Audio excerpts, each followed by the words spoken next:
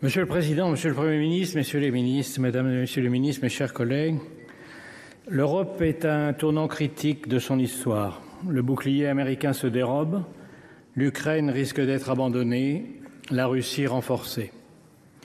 Washington est devenu la cour de Néron, un empereur incendiaire, des courtisans soumis et un bouffon sous kétamine chargé de l'épuration de la fonction publique. C'est un drame pour le monde libre, mais c'est d'abord un drame pour les États-Unis.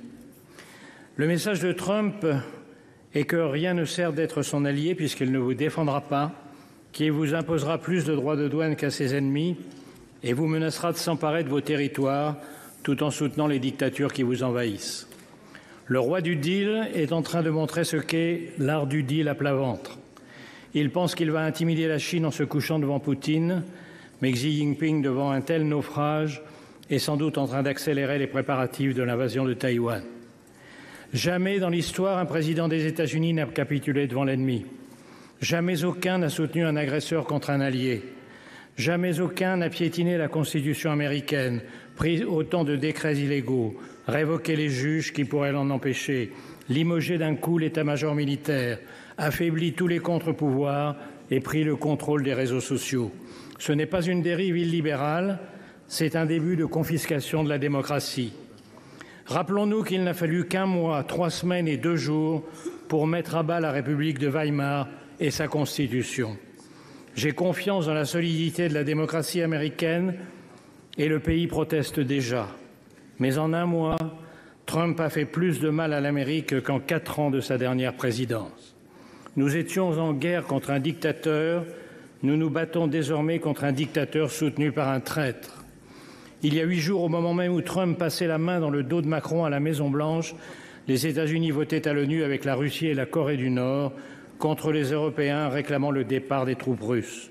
2 jours plus tard, dans le bureau ovale, le planqué du service militaire donnait des leçons de morale et de stratégie au héros de guerre Zelensky avant de le congédier comme un palefrenier en lui ordonnant de se soumettre ou de se démettre.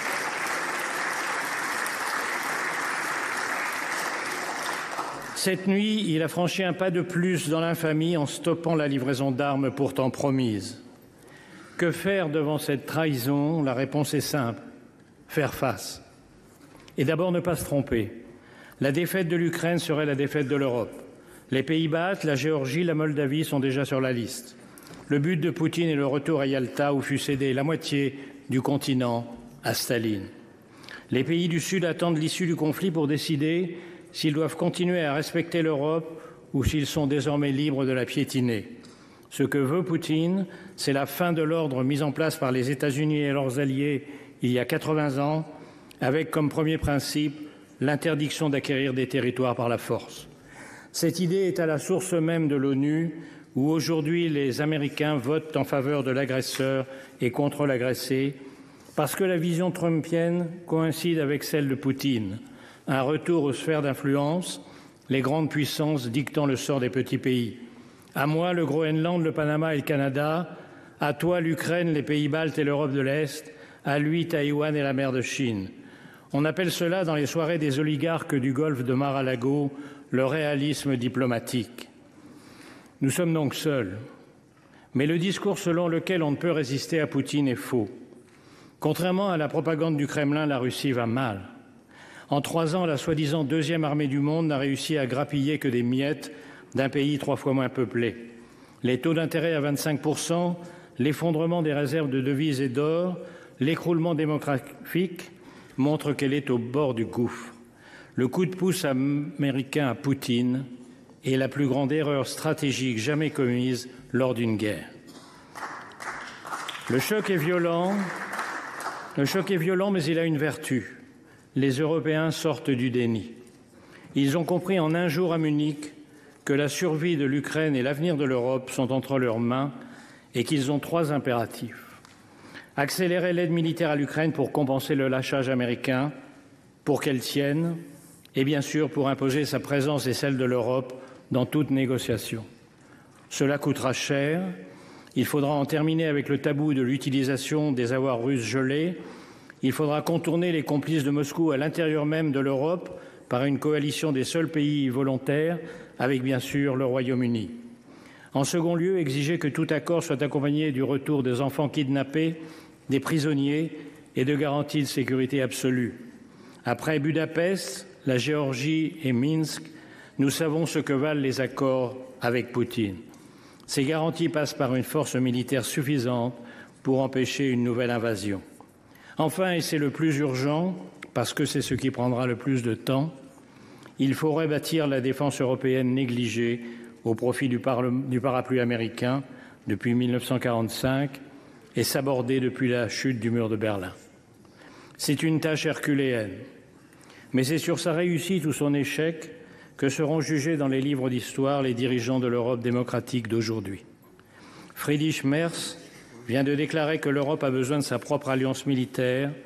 C'est reconnaître que la France avait raison depuis des décennies en plaidant pour une autonomie stratégique. Il reste à la construire.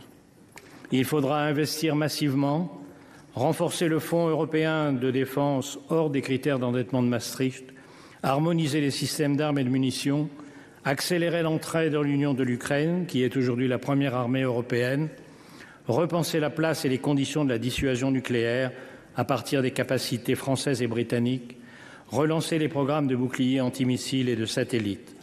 Le plan annoncé hier par Ursula von der Leyen est un très bon point de départ. Et il faudra beaucoup plus. L'Europe ne redeviendra une puissance militaire qu'en redevenant une puissance industrielle. En un mot, il faudra appliquer le rapport Draghi, pour de bon. Mais le vrai réarmement de l'Europe, c'est son réarmement moral. Nous devons convaincre l'opinion face à la lassitude et à la peur de la guerre, et surtout face aux comparses de Poutine, l'extrême droite et l'extrême gauche. Ils ont encore plaidé hier à l'Assemblée nationale, Monsieur le Premier ministre, devant vous, contre l'unité européenne, contre la défense européenne. Ils disent vouloir la paix.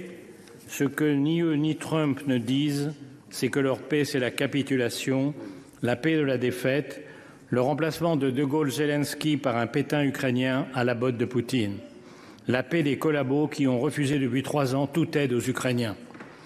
Est-ce la fin de l'Alliance atlantique?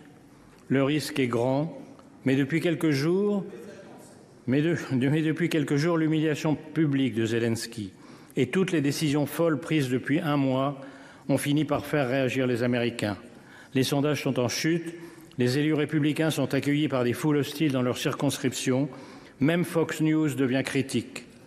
Les Trumpistes ne sont plus en majesté, ils contrôlent l'exécutif, le Parlement, la Cour suprême et les réseaux sociaux, mais dans l'histoire américaine, les partisans de la liberté l'ont toujours emporté. Ils commencent à relever la tête. Le sort de l'Ukraine se joue dans les tranchées, mais il dépend aussi de ceux qui, aux États-Unis, veulent défendre la démocratie et ici de notre capacité à unir les Européens, à trouver les moyens de leur défense commune et à refaire de l'Europe la puissance qu'elle fut un jour dans l'histoire et qu'elle hésite à redevenir. Nos parents ont vaincu le fascisme et le communisme au prix de tous les sacrifices. La tâche de notre génération est de vaincre les totalitarismes du XXIe siècle. Vive l'Ukraine libre, vive l'Europe démocratique.